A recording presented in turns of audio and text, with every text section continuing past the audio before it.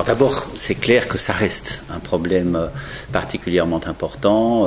Des chiffres qui sont publiés notamment, qui ont été publiés le 8 novembre dernier à la veille de la commémoration du 75e anniversaire de Nuit de Cristal, a montré que ce soit en France, que ce soit en Belgique, que ce soit dans toute une série de pays européens, ça reste un problème très sérieux. Alors d'abord un mot sur ce qui a été fait, notamment par la ministre de l'Intérieur, Joëlle Milquet.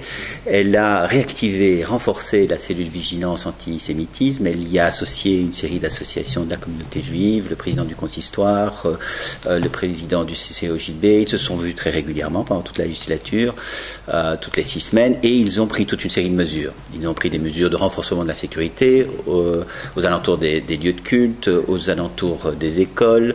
Ils ont aussi travaillé non seulement sur les questions de sécurité, puisque aujourd'hui le niveau de sécurité pour tous ces lieux est équivalent au niveau de sécurité qui est accordé à l'ambassade des États-Unis, donc c'est un geste important.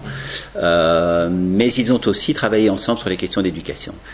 Et donc je trouve par exemple que le travail qu'a fait le CCLJ, notamment sa campagne La haine je dis non, c'est certainement quelque chose qu'il faut continuer à soutenir pour l'avenir. Et donc ça, ce serait peut-être la première mesure, les 2 premières mesures, poursuivre ce travail avec la cellule vigilance antisémitisme et poursuivre ce travail de soutien à des associations comme le CCLJ. 3e élément, moi je suis frappé par le fait que la haine, et notamment la haine antisémite, se répand sur les réseaux sociaux de manière trop facile aujourd'hui. Et donc moi je souhaite vraiment, et je déposerai une proposition de loi si je suis élu, pour que l'anonymat ne soit plus possible. Aujourd'hui, je sais qu'il y a des codes de bonne conduite qui s'installent dans une série de médias, mais ils sont insuffisants.